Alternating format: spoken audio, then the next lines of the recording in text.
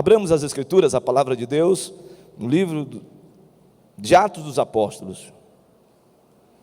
Livro dos Atos dos Apóstolos, capítulo 11, versículos de 1 a 18. Este mês nós estaremos falando sobre igreja. Hoje estaremos falando sobre a Igreja de Cristo. E domingo que vem, igreja, erguei os vossos olhos. Então, nós vamos meditar hoje no tema a Igreja de Cristo. Quem abriu em Atos capítulo 11, diga amém. Diz assim a palavra do Senhor: chegou ao conhecimento dos apóstolos e dos irmãos que estavam na Judéia, que também os gentios haviam recebido a palavra de Deus. Quando Pedro subiu a Jerusalém, os que eram da circuncisão o arguíram, dizendo: entraste em casa de homens incircuncisos e comeste com eles. Então Pedro passou a fazer-lhes uma exposição por ordem, dizendo: eu estava na cidade de Jope, orando, e, no êxtase, tive uma visão em que observei descer um objeto como se fosse um grande lençol baixado do céu pelas quatro pontas, e vindo até perto de mim, e fitando para dentro dele os olhos, vi quadrúpedes da terra, feras, répteis e aves do céu. Ouvi também uma voz que me dizia: levanta-te, Pedro, mata e come. Ao que eu respondi: de modo nenhum, Senhor, porque jamais entrou em minha boca qualquer coisa comum ou imunda. Segunda vez falou a voz do céu: ao que Deus purificou, não consideres comum. Isto sucedeu por 3 vezes, de novo tudo se recolheu para o céu. E eis que na mesma hora pararam junto da casa em que estávamos 3 homens enviados de Cesareia para se encontrarem comigo. Então o Espírito me disse que eu fosse com eles, sem hesitar. Foram comigo também estes 6 irmãos, e entramos na casa daquele homem. E ele nos contou como vira o anjo em pé em sua casa, e que lhe dissera: envia a Jope e manda chamar Simão, por sobrenome Pedro, o qual te dirá palavras mediante as quais serás salvo, tu e toda a tua casa. Quando, porém, comecei a falar, caiu o Espírito Santo sobre eles, como também sobre nós no princípio. Então me lembrei da palavra do Senhor, quando disse: João na verdade batizou com água, mas vós sereis batizados com o Espírito Santo. Pois se Deus lhes concedeu o mesmo dom que a nós nos outorgou quando cremos no Senhor Jesus, quem era eu para que pudesse resistir a Deus? E ouvindo eles estas coisas, apaziguaram-se e glorificaram a Deus, dizendo: logo também os gentios foi por Deus concedido o arrependimento para a vida. Que Deus abençoe a sua palavra. Amém, meus irmãos?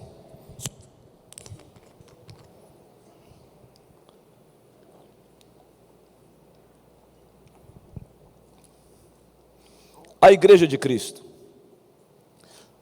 Esta é uma exposição que o apóstolo Pedro, é uma espécie de um relatório que ele dá à igreja, aos líderes da igreja em Jerusalém. Ele está falando sobre como Deus estava se manifestando e alcançando pela sua palavra, não só judeus, porque o conteúdo que Pedro está falando a esses líderes da igreja mãe, é que o evangelho também estava alcançando os gentios. Então isso chegou aos ouvidos dos líderes da igreja, a igreja em Jerusalém. E Pedro então faz a exposição, porque os líderes estavam em perplexidade, incomodados e inquietos, porque eles não imaginariam que o evangelho alcançasse os gentios, os incircuncisos, Na mente dessa gente é de que a cristificação aconteceu na vida dos judeus, promessa de Deus para os da circuncisão. E mais do que isso, eles estavam incomodados porque Pedro não somente foi à casa de um centurião romano chamado Cornélio, mas também sentou à mesa com Cornélio e sua família e os seus amigos. Mais ainda, não somente sentou à mesa, mas comeu com eles. Mais do que isso, compartilhou com eles a palavra de Deus.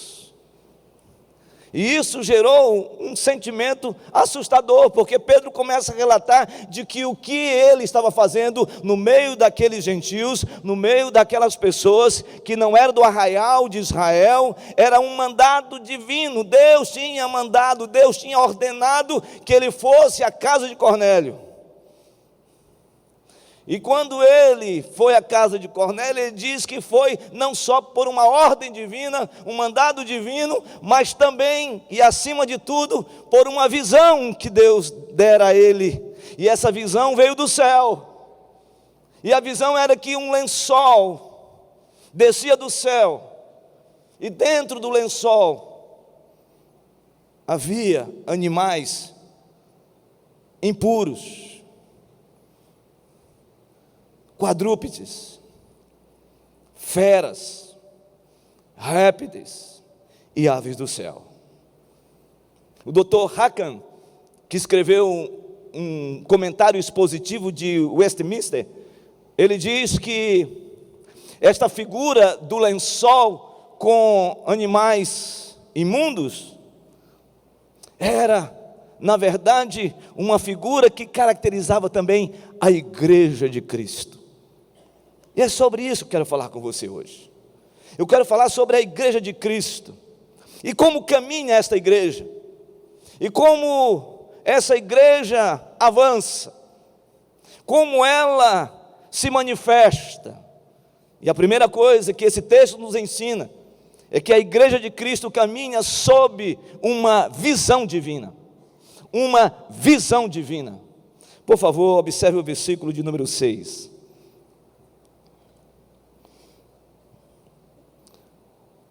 Podemos ler o versículo 5 também. Eu estava na cidade de Jope orando, e num êxtase tive uma visão, que observei descer um objeto como se fosse um grande lençol baixado do céu pelas 4 pontas e vindo até perto de mim. E fitando para dentro dele os olhos, vi quadrúpedes da terra, feras, répteis e aves do céu. Ouvi também uma voz que me dizia: levanta-te, Pedro, mata e come. Ao que respondi: de modo nenhum, Senhor, porque jamais entrou em minha boca qualquer coisa comum ou imunda. Segunda vez falou a voz do céu: ao que Deus purificou, não consideres comum. Pedro aqui está falando de uma visão que ele teve.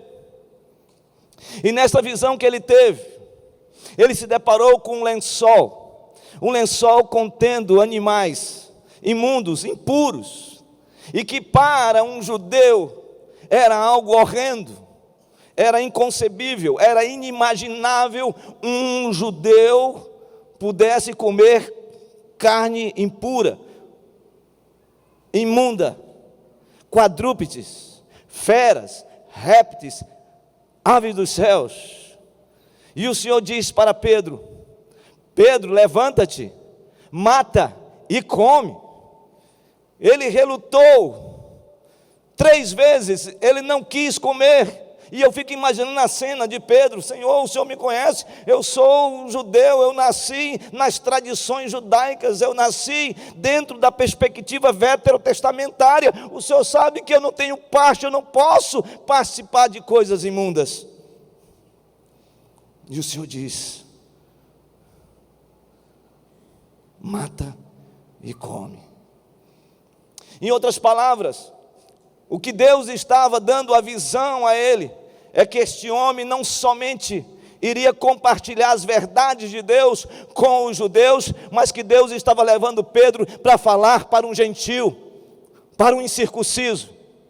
para o impuro, para o imundo, na concepção do judeu, do religioso judeu. E qual é a primeira lição que a gente pode tirar nesta noite a respeito desta visão divina? É que Deus tem o poder de desfazer, meus irmãos, todo sectarismo religioso. Todo sectarismo religioso. É certo que quando a gente fala de sectarismo religioso, a gente está dizendo, como igreja, que a gente tem que rechaçar verdadeiramente todo tipo de seita, todo tipo de heresia, todo tipo de movimento que não apregou a Trindade de Deus, que não apregou a pessoa do Espírito Santo e a sua divindade, que não apregou a inerrância das Escrituras, que não apregou a vinda de Cristo, que não apregou a Jesus como Senhor e Salvador. É certo isso, irmãos, mas o que me chama a atenção é que talvez passe despercebido de nós, que em algum momento como igreja, a gente também esteja vivendo uma espécie de sectarismo religioso intra-comunidade, intra-igreja, igreja presbiteriana do Brasil, igreja presbiteriana de Manaus. E é muito simples isso. Tem muita gente, mas tem muita gente mesmo, que acha que só há salvação dentro da igreja presbiteriana, que só há sã doutrina dentro da igreja presbiteriana, que só há crentes e irmãos em Cristo dentro da igreja presbiteriana. E eu quero dizer para os irmãos, em nome de Jesus, que todos aqueles que professam o nome de Jesus, todos aqueles que creem na Trindade de Deus, todos aqueles que creem na divindade de Cristo, todos aqueles que creem na divindade e pessoalidade do Espírito Santo, todos aqueles que creem na inspiração das Escrituras, todos aqueles que creem na inerrância e suficiência das Escrituras, e todos aqueles que creem na segunda vinda de Jesus, são nossos irmãos em Cristo Jesus. E me parece que isso precisa ser claro para a gente.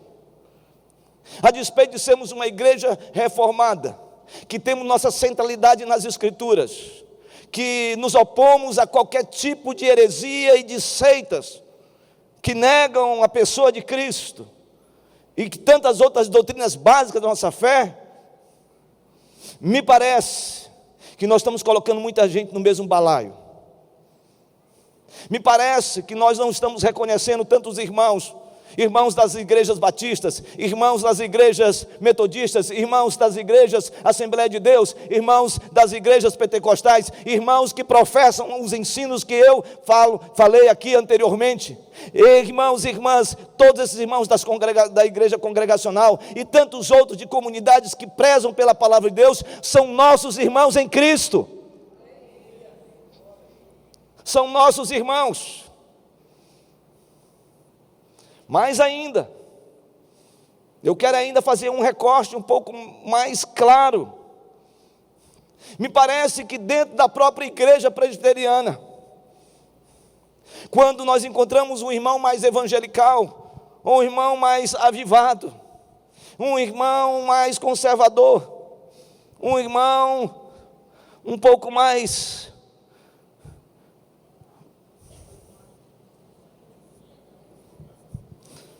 igreja presbiteriana de Manaus,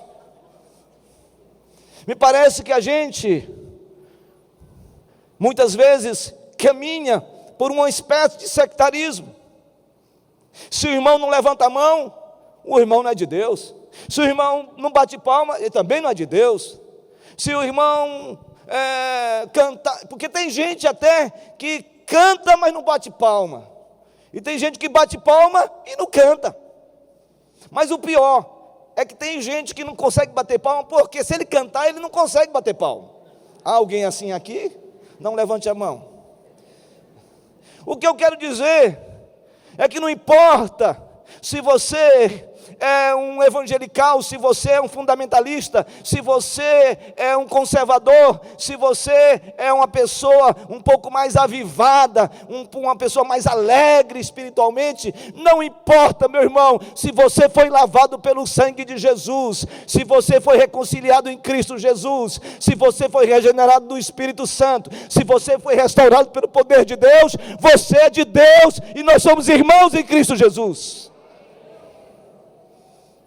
Então, o que me alegra na igreja presbiteriana de Manaus é isso, é que eu vejo gente levantando mãos, mas também vejo gente que não levanta a mão, eu vejo gente que bate palma, eu vejo gente que não bate palma, eu vejo gente que canta alto, eu vejo gente que é introspecto, eu vejo gente extrovertida, eu vejo gente com todo tipo de estilo de personalidade na igreja, e essa igreja que tem toda essa forma, esse estilo, essa maneira de se manifestar em adoração, é a mesma igreja, e graças a Deus por isso, porque o inimigo não tem poder nas nossas vidas, porque essa igreja, ela não é unida por causa dos estereótipos da nossa caminhada, essa igreja é unida em Cristo Jesus,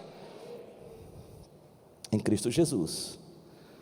Então, nós precisamos considerar isso, nós precisamos sermos mais humildes, a gente tem que acabar com castas espirituais dentro de igreja, a gente tem que acabar com essa ideia de pedigree espiritual, a gente tem que acabar com essa coisa de achar que é mais crente, mais espiritual do que o outro. Pedro, mata e come. Você vai entrar na casa de um centurião romano, você vai comer com eles, você vai beber com eles, você vai conversar com eles. Essa é uma cena que tem que ficar na nossa mente de maneira indelével, marcante. Sabe, irmãos, quando Deus falou com Jonas, dizendo: você vai para a cidade de Nínive, e lá você vai pregar o evangelho da salvação. Jonas não queria ir de maneira nenhuma, e ele tinha todos os argumentos. Primeiro, os ninivitas eram algozes dos judeus, aqueles que subjugaram os judeus. Ele também não queria ir porque ele não queria se associar aos incircuncisos, aos imundos, aos impuros. Ele não queria ir porque ele sabia que aquela cidade era uma cidade depravada. Por isso que ele queria ir para Tarsis. Por isso que o desejo dele era ir para Tarsis. Sabe por quê? Porque Tarsis é melhor na nossa mente. Tarsis é um lugar que não tem dor. Tarsis é um lugar onde todo mundo comunga de um relacionamento saudável e em paz. Tarsis é o Eldorado, existe, mas não existe, está na nossa mente. Mas Deus disse: você vai para Nínive, porque Nínive é o lugar de dor, porque Nínive é o lugar onde tem o pecado, porque Nínive é um lugar depravado, porque Nínive é onde estão os algozes de Israel. Mas você vai para lá, e ele vai, emburrado. E você sabe todo o drama da história de Jonas. Mas o que me chama a atenção é que ele chega lá. E quando ele chega, ele prega uma mensagem assustadora. Uma mensagem para que não haja nada naquela cidade. Falando mal, amaldiçoando, dizendo que todos iam para o inferno e que todos estavam fadados a viver uma vida depravada, uma vida sem Deus. E nessa fala de Jonas, Deus opera um milagre e salva Nínive. E salva Nínive.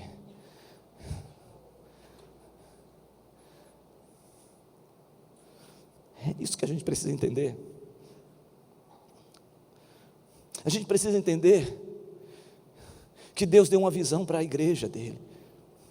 A visão que ele deu foi o que está escrito lá em Apocalipse capítulo 7, versículo 9 a 12. A visão dos glorificados.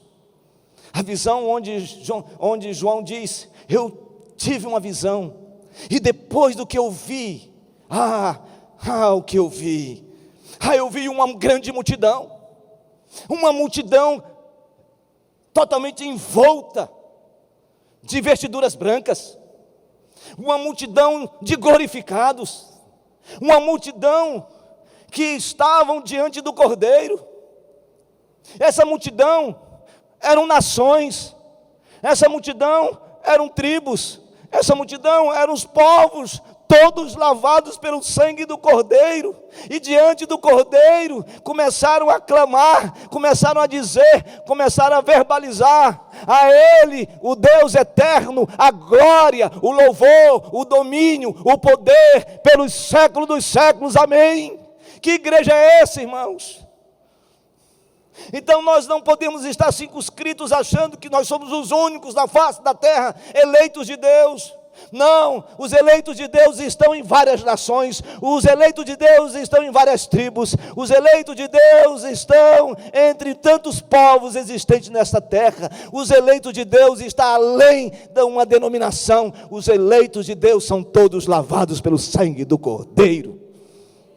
Que coisa maravilhosa. Então, uma igreja, a igreja de Cristo, ela caminha sob uma visão divina. Em segundo lugar, a igreja de Cristo caminha sob uma ordem divina. Ordem divina. Por favor, observe o versículo de número 11 e 12. Diz assim: eis que na mesma hora pararam junto da casa em que estávamos 3 homens enviados de Cesareia para se encontrarem comigo. Então o Espírito me disse que eu fosse com eles, sem o que, irmãos? Sem hesitar. Foram comigo também estes 6 irmãos, e entramos na casa daquele homem. Pense nessa cena, Pedro relatando aos líderes da igreja, dizendo: meus irmãos, eu não fui porque simplesmente veio na minha cabeça uma ideia de entrar na casa de um centurião romano chamado Cornélio e comer com eles. Deus falou comigo, Deus me deu uma ordem. E se você for ler mais esse relatório, você vai perceber que essa experiência de Pedro e a visão que ele teve do céu, 3 vezes aparece no livro de Atos. Sabe por quê?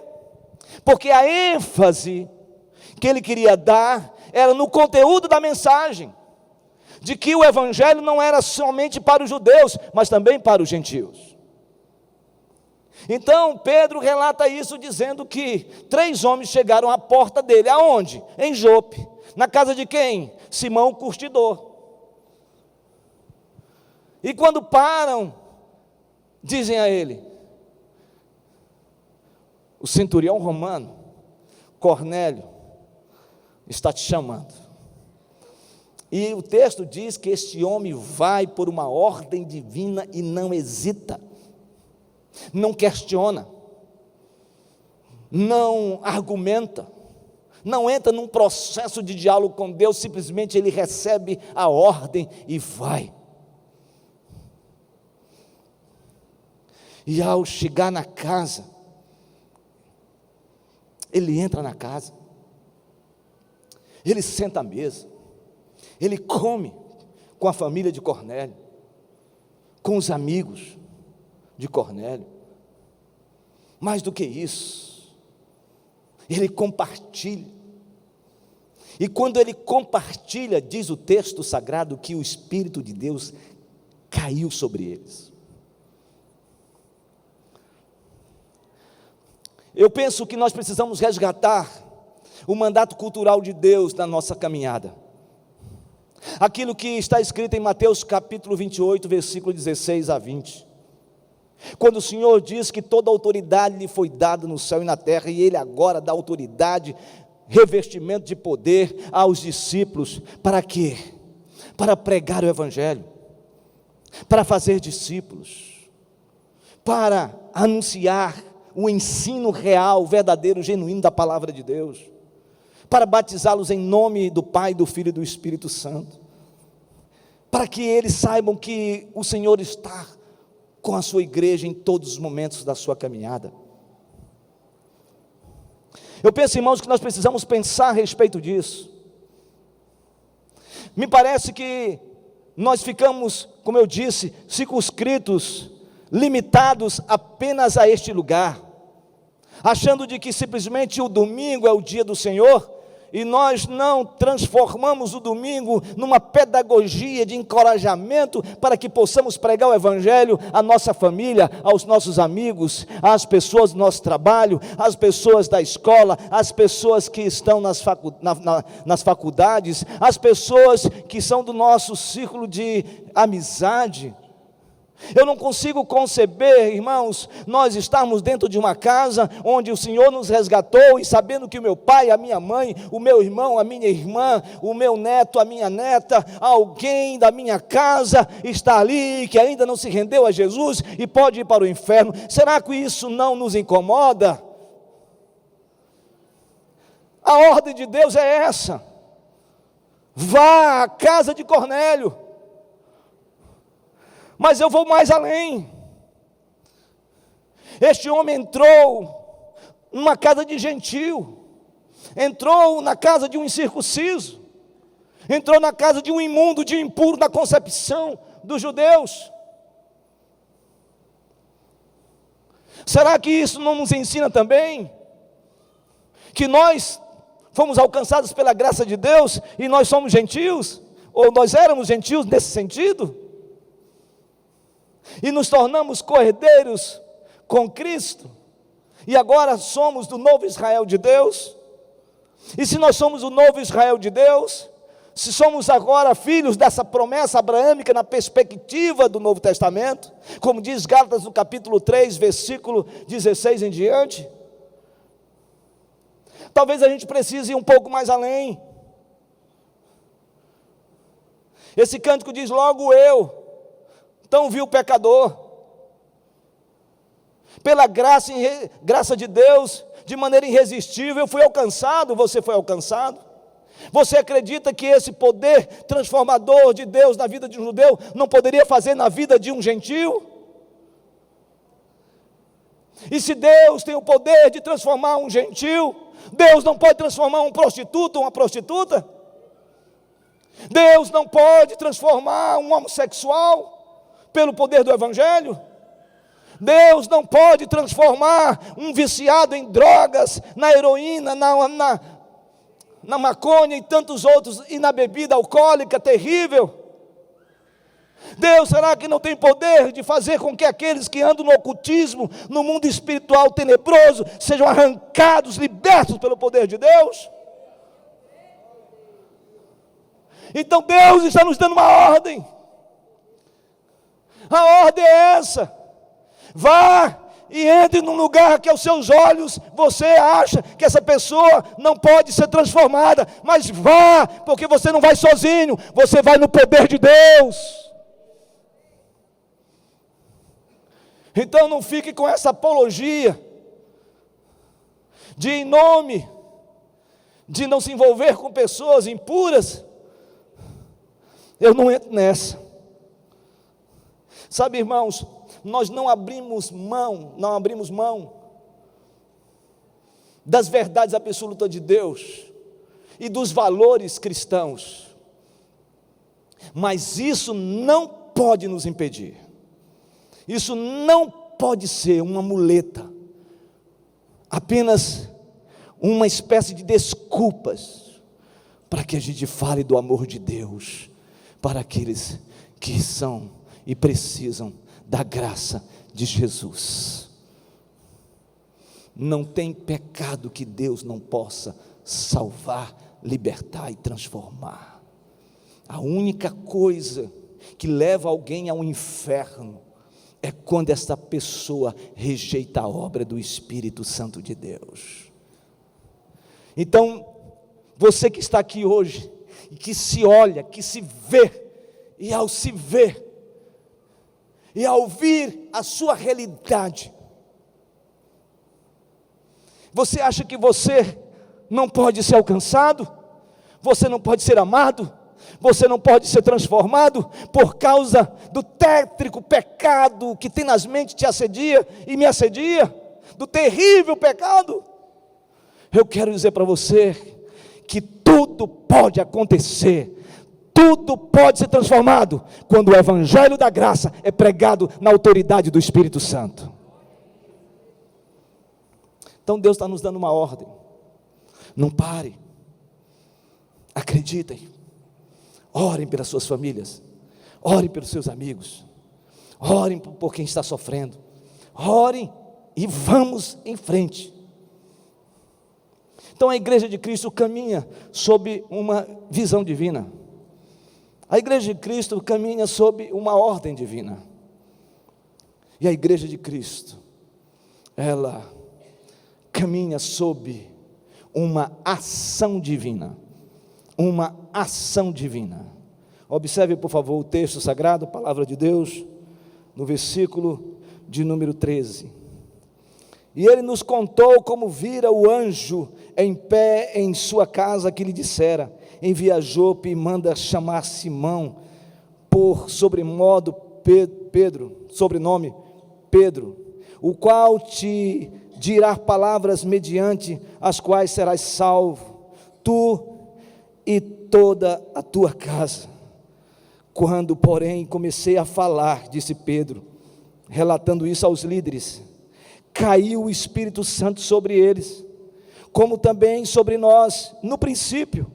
Então me lembrei da palavra do Senhor quando disse: João, na verdade, batizou com água, mas vós sereis batizados com o Espírito Santo. Pois se Deus lhes concedeu o mesmo dom que a nós nos otorgou quando cremos no Senhor Jesus, quem era eu para que pudesse resistir a Deus? Que cena! Preste atenção nessa cena. Deus fala com Pedro: vai à casa de Cornélio que está em Cesareia. Mas ao mesmo tempo, concomitantemente, Deus fala com Cornélio, Deus fala com um gentil, e fala para esse gentil, para esse impuro, enviar 3 homens à casa onde Pedro estava, em Jope, a casa de Simão o curtidor.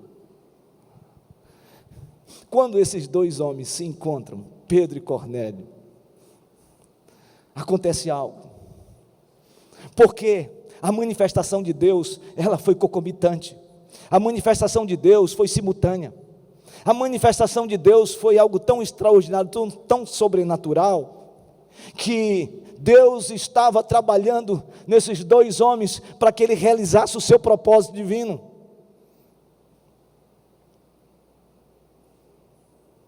E quando Pedro disse que ele entrou na casa de Cornélio, e começou a falar, caiu o Espírito Santo sobre ele, sobre todos aqueles que estavam na casa de Cornélio, a vida de Cornélio e a sua família, e todos receberam a palavra de Deus,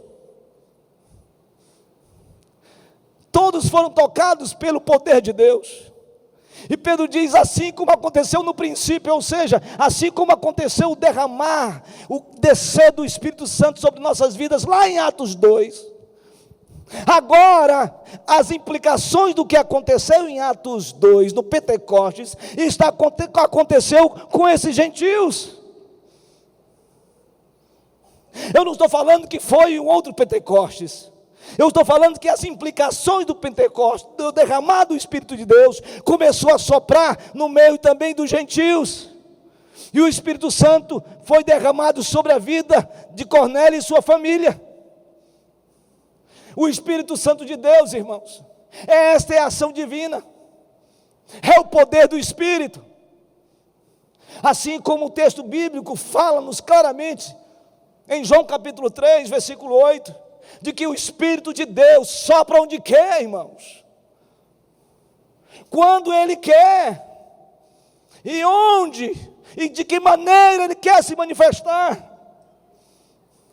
Assim como o Espírito Santo foi derramado na nossa vida, o Espírito Santo continua sendo derramado na vida de outras pessoas, e eu creio nesse sentido, irmãos, de que Deus está movendo a sua igreja, a igreja de Cristo, a contemplar isso, dizendo: não existe essa acepção, essa separação de gente, de pessoas quanto ao Evangelho. O Evangelho, ele não acepciona pessoas, o Evangelho, ele não diferencia pessoas. Quando o Espírito de Deus é derramado, seja ela qual for, ela é liberta, salva, redimida, em nome de Jesus. Por isso o Espírito Santo tem o poder de ser derramado numa cadeia prisional.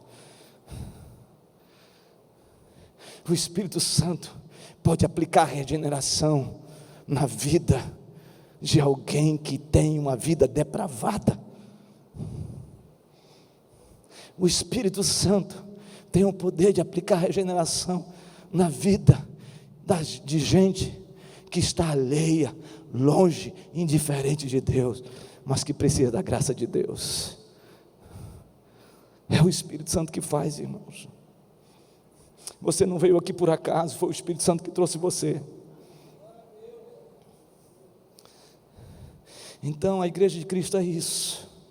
A igreja de Cristo é muito mais do que apenas uma denominação, algo visível.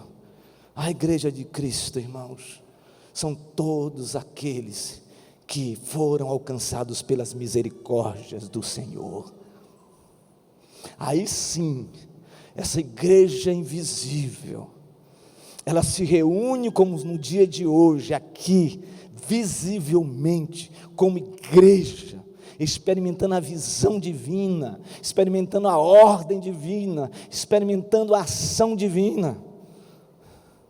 Irmãos, no campo da soberania de Deus, nós não sabemos quem são os eleitos, mas Deus elegeu, Deus predestinou, Deus escolheu. Não sou eu que estou falando, é a palavra de Deus.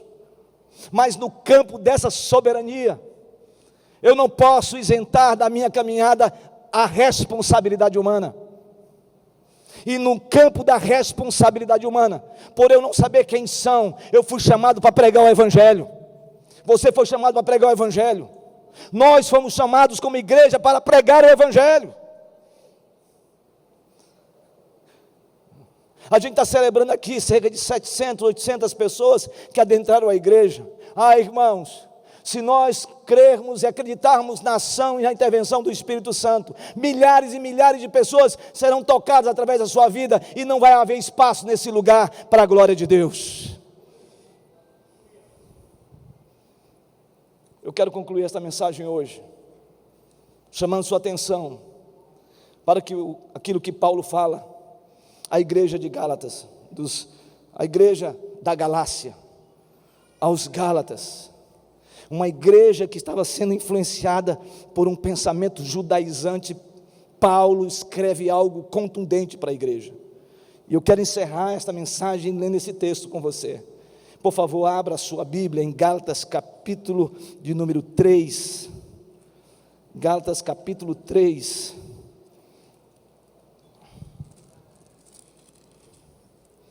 versículo 26, Gálatas capítulo 3, versículo 26 a 29, diz assim: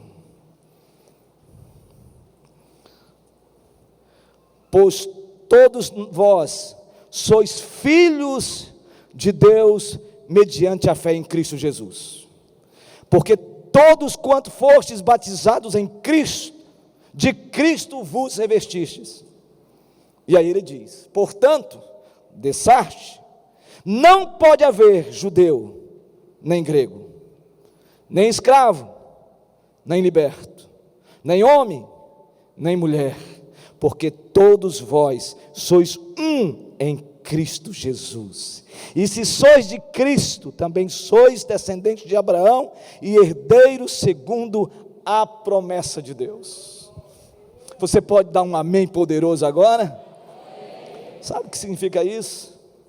A igreja de Cristo, lavada pelo sangue do Cordeiro, se manifesta e manifestada em todas as nações, tribos e povos. A igreja de Cristo não tem senhor e nem escravo. Na igreja de Cristo não tem judeu e nem grego. Na igreja de Cristo não tem nem homem nem mulher, no sentido da necessidade da graça de Deus. A igreja de Cristo é composta por todos aqueles que foram reconciliados em Cristo, todos aqueles que foram redimidos por Cristo, todos aqueles que foram regenerados no Espírito Santo, todos aqueles que foram salvos pela graça de Deus, e toda essa gente, todo esse povo de Deus aguarda a volta do Senhor Jesus. A igreja visível aqui, mas invisível, aguardando o Cordeiro de Deus, para a glória de Deus, em nome de Jesus. Amém.